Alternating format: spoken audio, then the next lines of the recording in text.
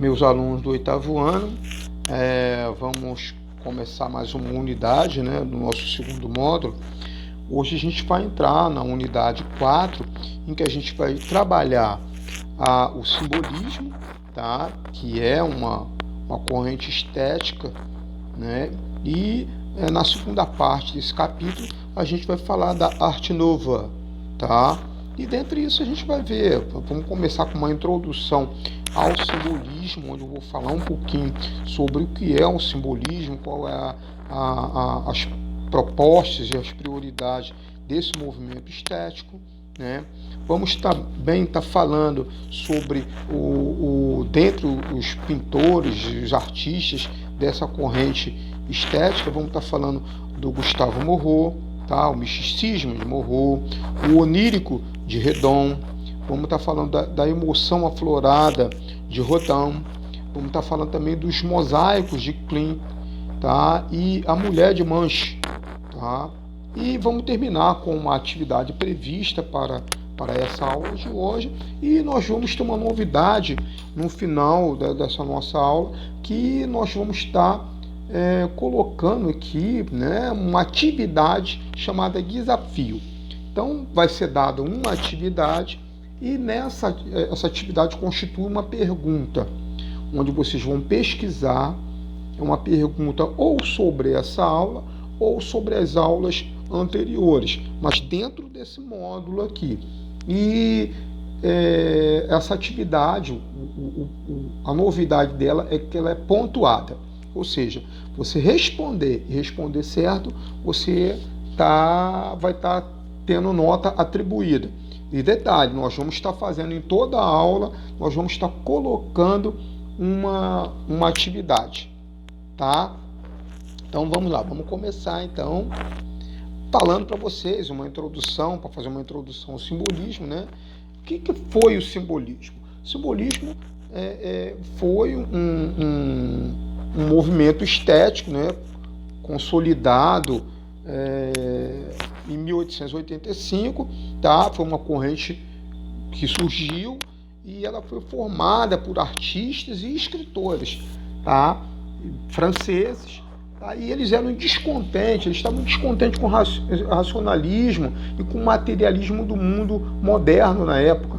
Então, a arte que eles estavam produzindo foi uma reação, tá? E que essas obras, elas começaram, tá, passaram a priorizar o quê? A emoção e a imaginação, tá? Essa foi a proposta inicial do simbolismo, tá? Priorizar a emoção e a imaginação. Então, em setembro de 1886, o poeta Jean Moreau, tá, ele publicou no jornal Le Figaro o Manifesto Simbolista.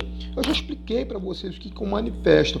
O manifesto é uma publicação, tá, que ele institui, ele estabelece as normas, os procedimentos artísticos daquela nova corrente de produção. Então, toda vez que surge um movimento artístico, primeiro é publicado um manifesto. Então, todo artista que quer aderir àquela nova corrente, ele tem que seguir aqueles ditames, né, aquelas regras do manifesto, tá? Então, no Manifesto Simbolista, ficou instituído, ficou declarado que a essência da verdade só poderia ser expressa por meio da arte ou da poesia, tá? Então, a ideia do simbolismo é instituir, traduzir, para reproduzir na obra a verdade. Bem, então o nome do movimento, ele não se refere diretamente a uma proposta do grupo, não, tá? Porque olha a palavra simbolismo, mas eles na produção da obra deles, a produção da obra não significa que pelo nome do movimento se chama simbolismo, que toda a obra, ela era simbólica, que era feita por meio, né, da transmissão de sugestões implícitas e enigmáticas. Não era um símbolo, tá? os simbolistas eles buscavam uma rede que envolvia o oculto e o revelado, tá? Então eles se apropriavam de temáticas que abordavam a melancolia, a deformação da realidade, o sono, o sonho, o silêncio, questões místicas, questões psicológicas, tá? E usavam isso para produzir a sua obra. Outra coisa que é importante a gente falar aqui, que os simbolistas, eles traziam na obra dele à tona a sensualidade e a sexualidade feminina. Então ele colocava isso como sendo uma coisa arrebatadora, tá? E muitas das vezes a mulher era sempre colocada como a femme fatale, ou seja, a mulher fatal, tá?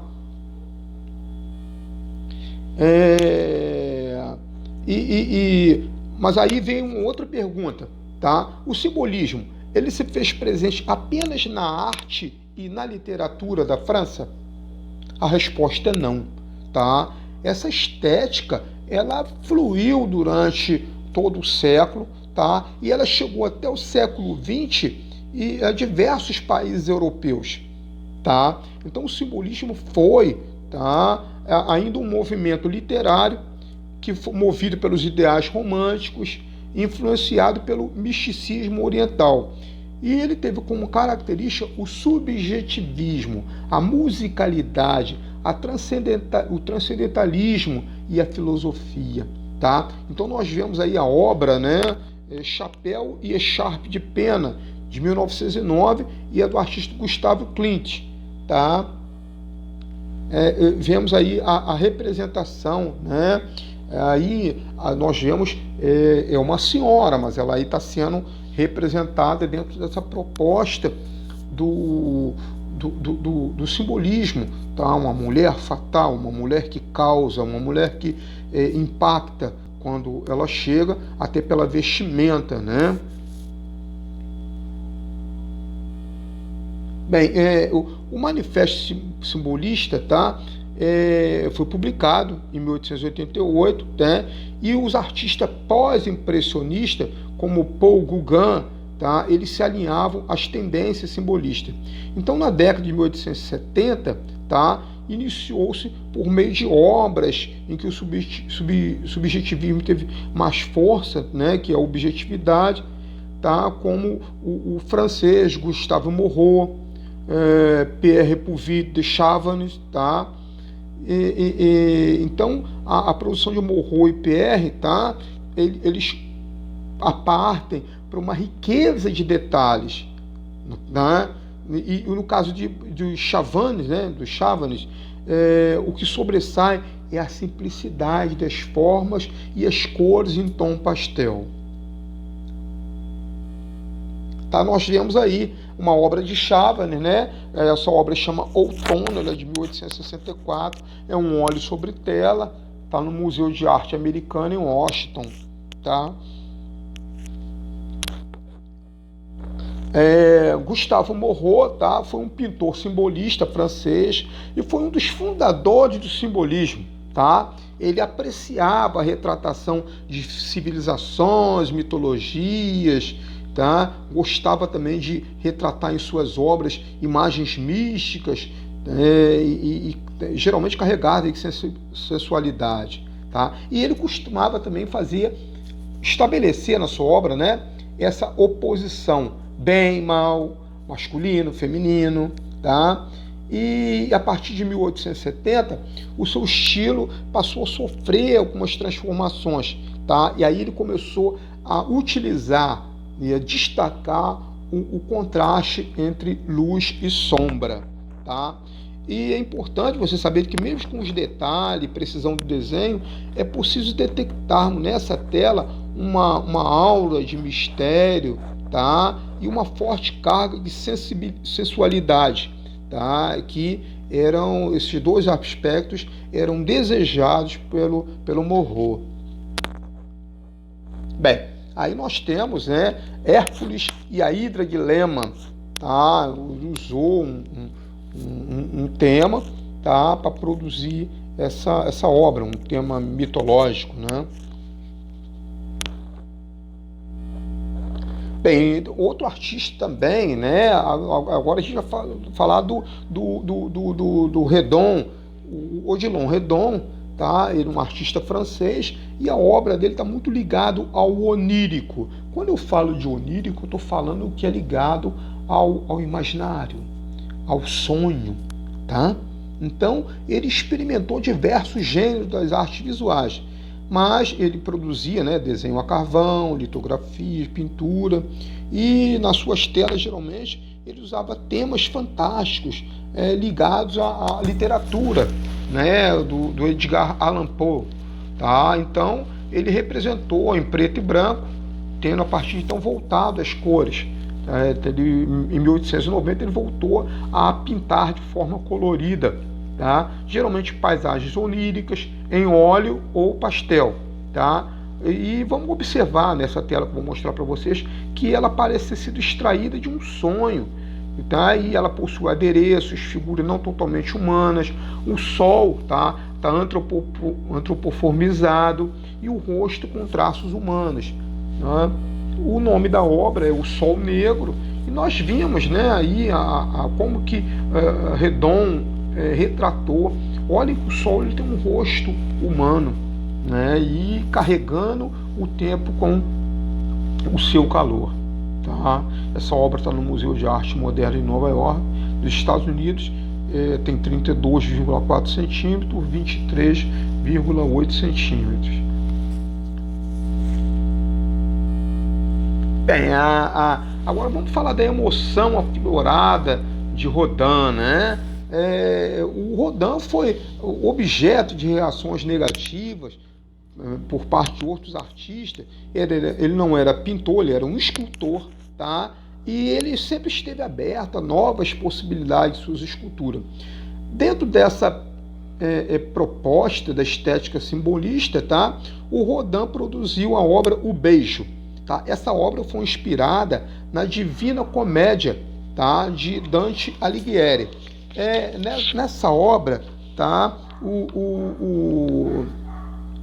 Ela retrata, né, o primeiro beijo de Paolo e Francesca, tá? Momentos antes do casal ser flagrado pelo marido de Francesca, que os mata. Tá? Então, esse casal ele passou a partir disso, de acordo com a obra, né? Eles são condenados ao inferno, onde eles passam a vagar por toda a eternidade. Então, nessa obra a gente vê, né, que o Rodin compôs a figura do casal de maneira na dinâmica do beijo, transmitindo ao espectador a emoção de um beijo apaixonado. Tá? É uma obra de 1882, uma escultura toda feita em mármore. Ela possui 1,81 de altura por 1,17 de largura. Ela está no Museu Rodin, em Paris, na França.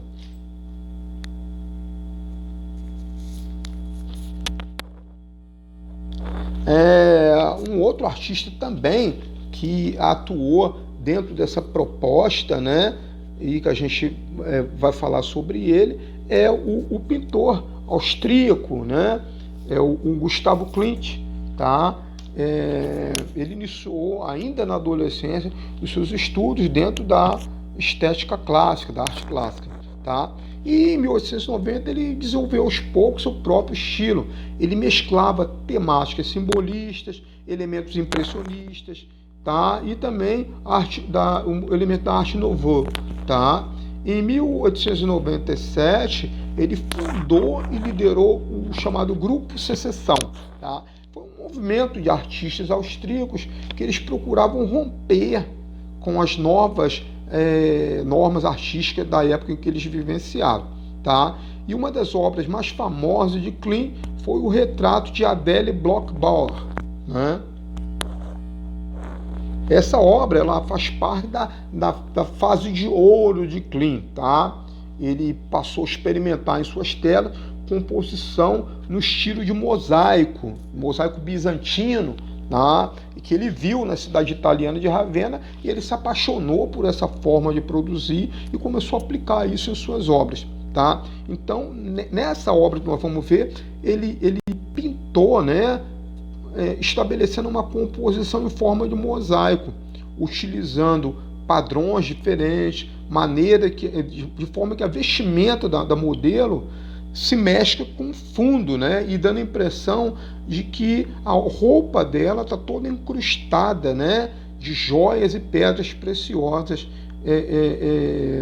na grande área dourada. Olha a obra de Klimt, tá? É uma retratação da Adele Bloch-Bauer, de 1907. É um óleo e ouro sobre tela, tá? É uma obra de 1,38 por 1,38. Está na Galeria Neu de Nova York, nos Estados Unidos, tá? Bem, a mulher de Manche, tá? Como vimos anteriormente, a figura feminina era uma tela de grande interesse dos artistas simbolistas. A mulher era retratada assim, a idealização da pureza, muitas vezes associada à figura da mulher fatal, tá? Para o norueguês Edvard Munch, tá? Isso não foi uma coisa muito diferente. Entre outros temas, tá? Ele representou uma figura feminina, porém carregada de grande sensualidade e de sexualidade. E o tema que ele reproduziu foi a Madonna. A Madonna é um tema bíblico, tá? Bastante contemplado, tanto em obras religiosas como em obras contemporâneas, né? Só que o Munch, ele fez um diferencial, tá? Ele fundiu nessa obra o sacro e o sensual. Tá aqui a obra Madonna, né? Madonna é uma palavra francesa que significa minha senhora, Madonna, né? É uma obra pintada entre os anos de 1894 e 1895, óleo sobre tela, tem 94,5 por 70,5, tá? E está na Galeria Nacional da Noruega, em Oslo, tá?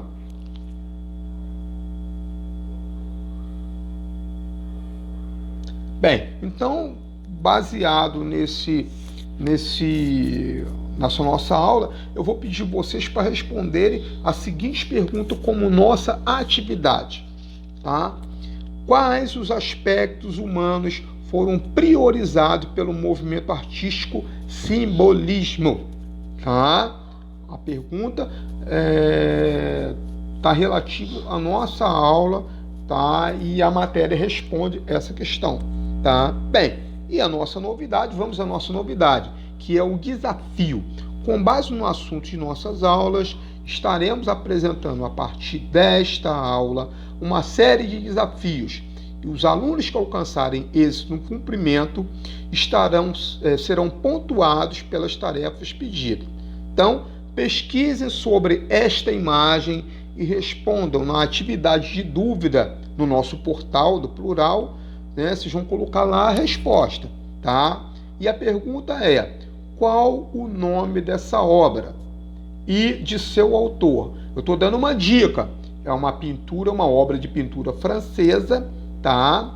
De um pintor famoso, tá? E a obra é essa daqui. Aí o nosso desafio, e na próxima aula, né? Eu vou estar aqui comentando com vocês as nossas respostas, né? Então, comente, tá? Essa resposta tem que ser dada até a nossa próxima aula, tá? Então, por hoje é só. Até a próxima aula e um abraço para vocês.